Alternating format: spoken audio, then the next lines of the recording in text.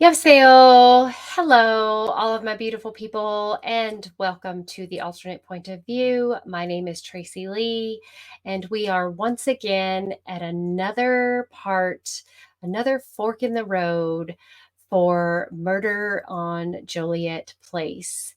This is part 11, and we are stuck at a timeline that the prosecution has put into place, and a timeline that I just can't make sense of.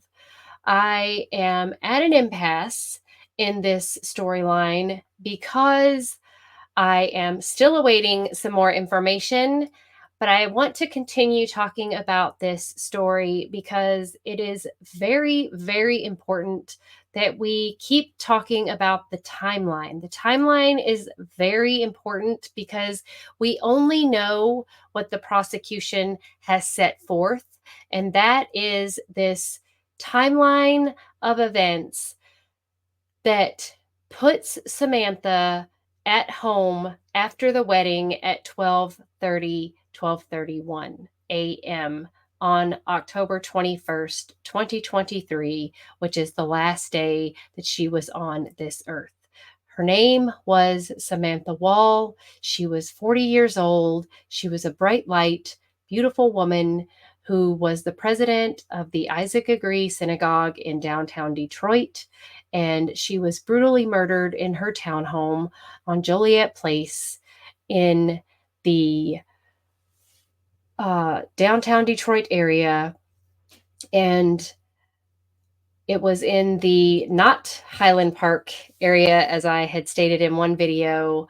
I have learned it was in a different area. But the fact of the matter is that she was stabbed 8 times in the head and neck, and she suffered for quite some time until she actually passed away. And she was not only stabbed 8 times, she was also beaten, as it would seem.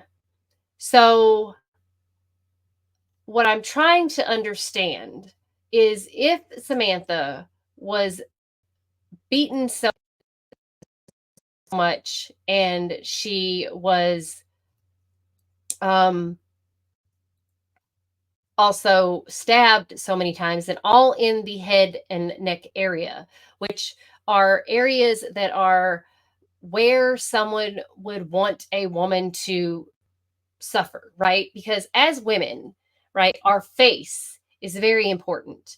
Our face is where we don't want to show aging. Our face is where we don't want to have any type of, I don't know, uh, blemishes, any type of imperfections if we can help it.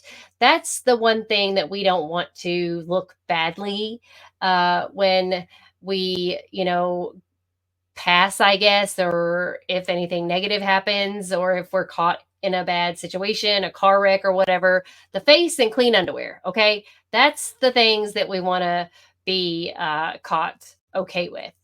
And that's the thing that someone who dislikes us or has an issue with us knows, right? They know that you don't want this part to be devastated. So, that is a crime of hate. That is a crime of passion. That is a crime of just pure anger and rage. So, whomever did this had that. So, the timeline is what has me just questioning who could have done this.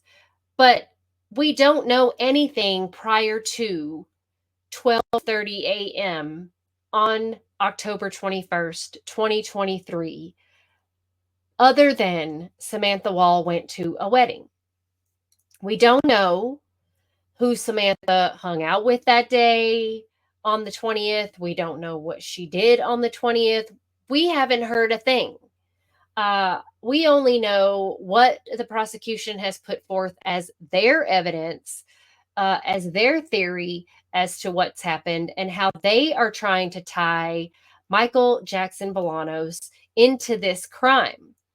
So when you use your common sense and you use just your brain for 5 seconds, you look at this timeline of events and you think, how does this match? You can take time and make it match however you like. I can say, you know, I did a lot today. I can say I cleaned the house, I did the dishes, and I washed clothes, and I walked the dogs, and gosh, I had such a busy day, and it took up so much time. And I could make that sound like it took every hour of the day today. I could make my day seem like it was busy from the time I got up this morning until now. So I can fit the timeline however I like, much like the prosecution is doing with Michael's timeline to fit Samantha's timeline, or rather, the prosecution's timeline. So when I'm looking at the timeline that makes no sense, they are trying to say, or they are saying, that Michael actually did this at 4:20 a.m., which is when they're going off of the ADT alarm system that shows motion in Samantha's townhome. I just can't get past the timeline. They're only going off this time of 12:30, 12:31 is when Samantha's motion, her door opened to her house. Her door opened to her house. That's the time. So they're saying that's when she got home from the wedding, 12:31. She gets home from the wedding. And that's all we know. We don't know anything before that. Then at 12:35 a.m., the back door opens. And at 12:38, the back door closes. So I'm really confused because they're also saying there's a lot of blood, a lot. So much blood that he saw while laying on the ground, and a trail of blood. This is the neighbor that led from her body to the open door of her apartment. And inside, there's a lot of blood. And blood was found. This is from the police officer that showed to the scene. Blood was found near the entryway and the living room. Blood soiled her couch, pillows, and blankets on the couch. He said there was a potential signs of struggle with fruit fallen from a basket on the dining room table. There was also bruising around Wall's eye, forehead, elbows, and knees, which the elbows and knees and possibly even her forehead, I could see could have happened from her crawling out of her house onto the sidewalk. There was also a high concentration of blood near her entryway, suggesting that her body could have been laying there for quite some time. Also, her clothes were soaked in blood, soaked. So she could have been lying there in her own blood for God knows how long. I also looked up how long it takes for Detroit to do an autopsy. Now, the medical examiner that got up on the stand and testified in the case isn't the medical examiner of Detroit. She's the assistant medical examiner. She didn't measure the depths of the wounds.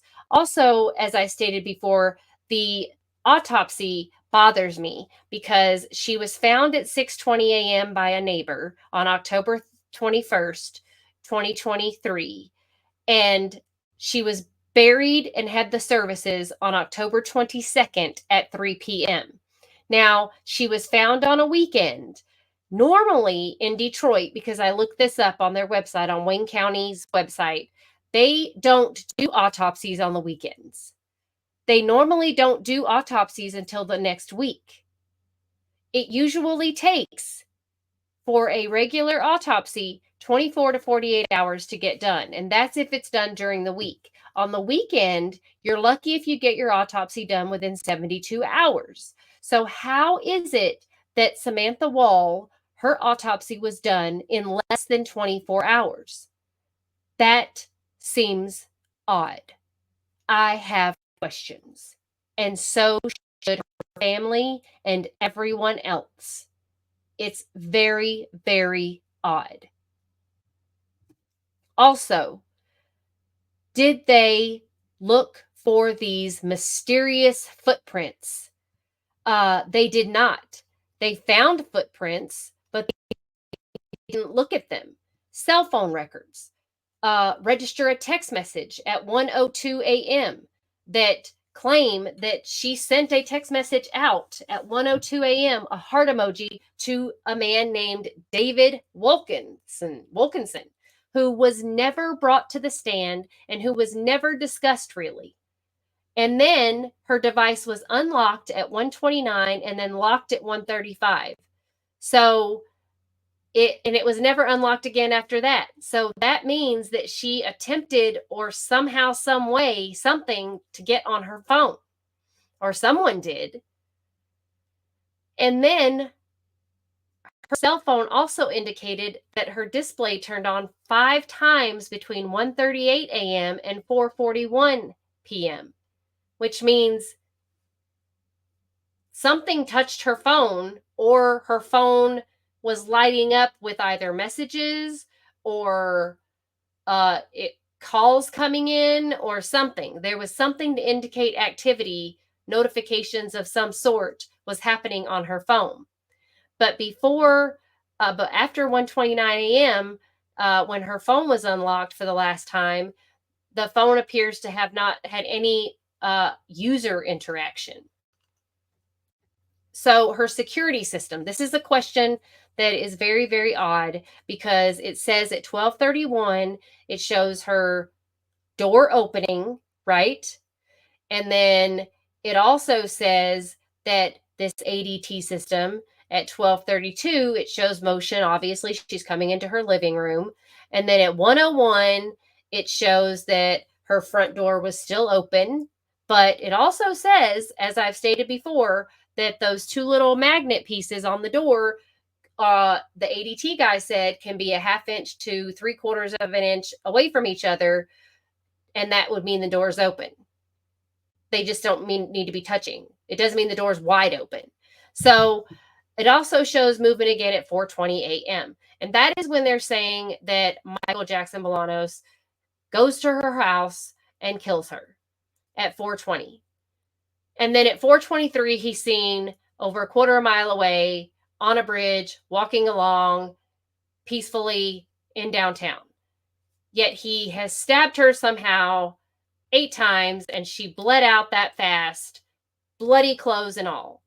But here is the thing that's bothering me most.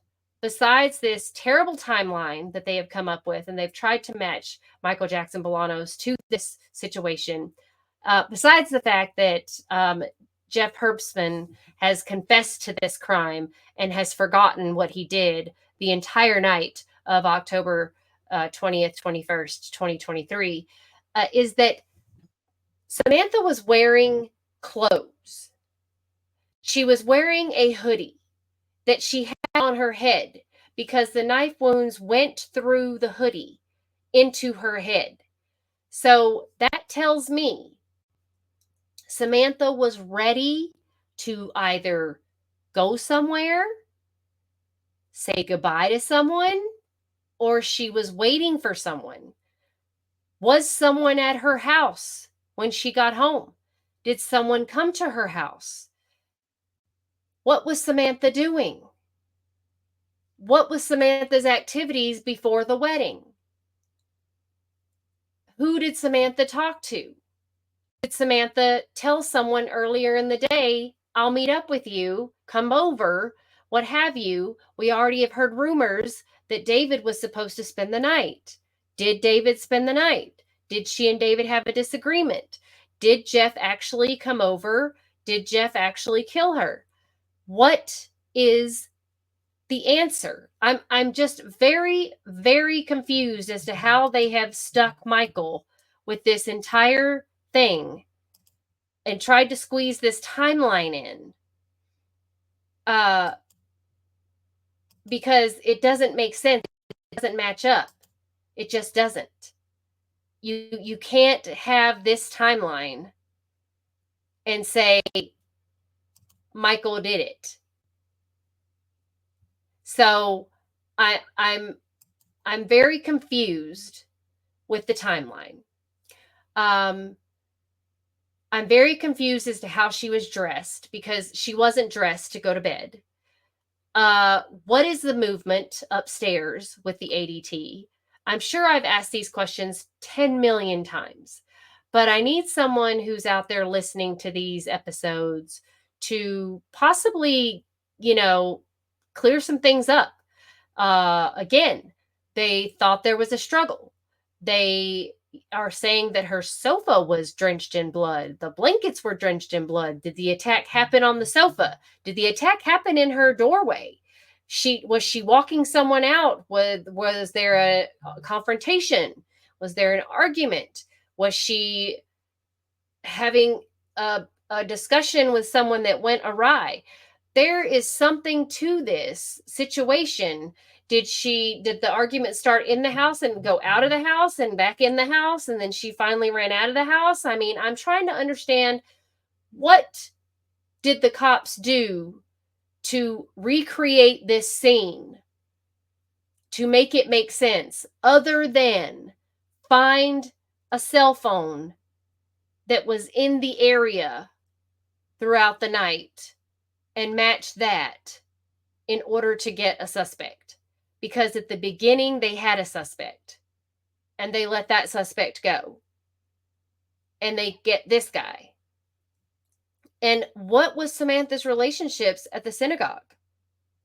What are Samantha's relationships with the women that she works with? What are Samantha's relationships with the men? What are Samantha's relationships? Everyone now is just very like, she was so great. She was so wonderful. We were best friends. We were this, we were that. No one's going to speak ill of the dead, right? But what are her real relationships with these people? And why, again, as I hear on the Detroit news, they say the whole country is watching this trial. No, they are not watching this trial. The whole country was watching this trial or this case, but they have ceased to watch. They have ceased to talk about it. And the truth and the fact of the matter is because this is not fitting the narrative. This is not fitting the narrative of a Democrat city whose crime murder rate has gone down. Yay for Detroit. But what is happening right now is there is a black man on trial for killing a white Jewish woman, and a white Jewish man confessed to the murder, and he's not on trial, and he should be. At the very least, he should be considered a very, very interesting person of interest, and at least that. But he was released. He wasn't investigated. He didn't take weeks and weeks and weeks of following and piecing together and Frankensteining a video together to put him at the crime scene or near the crime scene like Michael Jackson Bolanos was. They didn't put Jeff Herbstman on a lie detector test as far as we know. They didn't put any of the possible persons of interest on lie detector tests as far as we know. What about questioning all these people at the synagogue? Did they do that? I don't know. I don't know who all they questioned at the synagogue. But there are deeper, deeper roots into this than they are saying. They just want this gone and done. As a matter of fact, I saw an interview the other day with one of the Jewish members in the community, and he said that Samantha fought for justice and that either way this came out, he hoped that justice would be served. Either way this came out, that he was hoping that there would be justice. So I don't think that even the Jewish community truly, truly believes that Michael Jackson Bolanos did this. I think that they just want this to be over. because this is a stain on their community. And they do want it to just be over. I don't even think they care if they really do solve and find the person who killed Samantha at this point, because they know who did it. They know at the very least it was one of them. And they're willing to hide that. So the more and more I think about this situation, the more and more I know that this is made up and there is something more sinister and deeper going on here, and it is stinky, and it's just reeks of money. And that's all there is to it. I'm really working and waiting to find out to get more information. These are literally just theories and hypotheticals and thoughts that I have, other than the fact that I do know that Michael Jackson Bolanos did not do it. I do know that there are people that got on that stand and answered questions with questions and passed the buck off to the next guy and the next gal. I also know that the majority of the people that testified were so young and so new to their positions. And Detroit doesn't do things like this that fast. They didn't take cell samples. They didn't take stomach content samples. They didn't complete the autopsy correctly. They were condescending on the stand because they knew they were wrong. They knew they didn't do this investigation right. That's why they were so condescending. That was their defense mechanism, to show that, like, how dare you ask me such questions? I know how to do my job. No, clearly you don't. Or someone told you how to do your job because you didn't do your job. You have an innocent man on trial for his life just so you can take care of this, because the community wants it gone. They want it swept under the rug. So anyone in Detroit, please let me know what you've heard on the streets. I know the streets are talking. I know somebody's talking. Somebody's got theories out there. They're thinking of something. So let me know what you're hearing. I'm hearing from a few people up there. So I know that there's no one else really talking about this trial. There's no one else out there that is, other than people up in Detroit, in Michigan. I know that there's really no one discussing it. I really wish people would be more sounding off and louder voices, because there is a wrong being done here. And it is not just against Michael, it's against Samantha.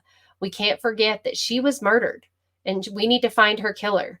And we need to make sure Michael gets out. So I just want people to think about what is going on with that synagogue down there in downtown Detroit. What is the big deal? And, you know, I don't want any more like throwing stones at Jeffrey Herbstman or whatever. I want to know some like facts about some of these people. If anyone knows anyone up there, let me know. I'm going to start reaching out because I really want to know who Samantha was as a person. I really want to try to figure out, like, how was her last day? What was her last day? What was her weeks like? What was her daily life like? Because I feel like I'm talking about someone that I, don't have the right to talk about because I don't know her. And I really want to know her. I want to know and understand the type of person she was. I don't want to know the fake stuff that I'm hearing. I feel like things that I'm hearing on the stand are not real, because I think there's some things people are hiding, especially like from the gay best friend guy. Like, he literally threw her under the bus to the detectives, but on the stand, he was a little bit more refrained. So I really want to get to know who she was as a person. Obviously, she was nice. They've painted her as a saint, which sounds wonderful, but, we're all human. So obviously, she had someone who did not like her. And I think people have an idea of who that was. So who was it?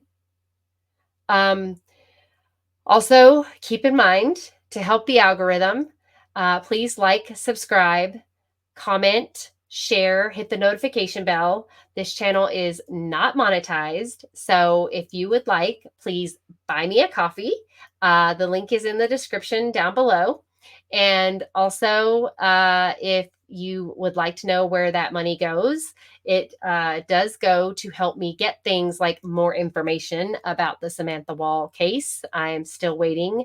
I did file a FOIA so that I could get some information, but the trial is still going on. The jury is in deliberations, which is why I'm probably still waiting. And that stuff costs money. So I can continue to do these series and get more information and learn. So I can't get that without funding. So thank you so much. I appreciate you all. I know these series are getting lackluster because I don't have any more information than I have right now. So I want to get more information. So if anyone knows anything at all, I can just tell you this. I can say that Samantha was a good person. And I can tell you that Michael is innocent. So if you all have any other things to add, please feel free to put it in the comments below. And also, if you know anyone up there that has any idea what's going on, feel free to add that in the comments or reach out. I really appreciate it very much. And please look at the timeline, you guys. All we know, we can compare the timeline 12/31 to 4/20. That seems to be the time gap of something must have happened in that time frame, but the prosecution has limited it to 4/20. Okay.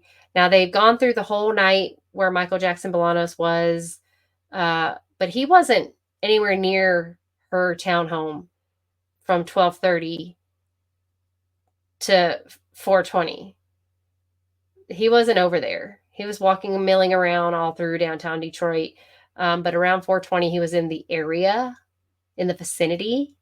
And they're trying to say that in that amount of time. And also keep in mind the ADT system is 30 seconds off. So you're telling me you're going by something that's 30 seconds off. That's a lot of time, actually, 30 seconds. So you're giving the kid no time to brutally kill someone and have no blood on him. Like, what? So I just want you guys to keep that in mind. I don't know. I don't know. There was another mysterious person running from the scene that they did not really investigate any further. Jeff, his alibi is he was at home again listening to a podcast and a record, and then he went to bed. But yet he confessed. I've never seen anything like it in my life. Also, I will tell you, like cities like Los Angeles, it sometimes takes them weeks, months to do an autopsy because they have so many murders. So that's why I looked up how long it takes Wayne County, Detroit, to do an autopsy. And it definitely takes them 24 to 72 hours to get an autopsy done. So the weekends, it takes them 72 hours. So that's why I was very, very intrigued as to why it took them less than 24 hours to get Samantha's autopsy done. And it made a lot of sense as to why they didn't get a lot of things from her autopsy, like fingerprints, checking her organs, stomach contents, blood count, that kind of stuff. They didn't do the simple little things because it was very, very rushed. So we can't know. We don't have a time of death. We don't have an estimated time of death. We have nothing. And we're just going off an ADT system that's 30 seconds off. I would not want my life to be on the line in 12 people's hands and basing it off of an ADT system that's 30 seconds off. Just saying. So again, I appreciate you all very, very much for tuning in, watching this channel, subscribing, liking, sharing, and don't forget, buy me a coffee. 감사합니다.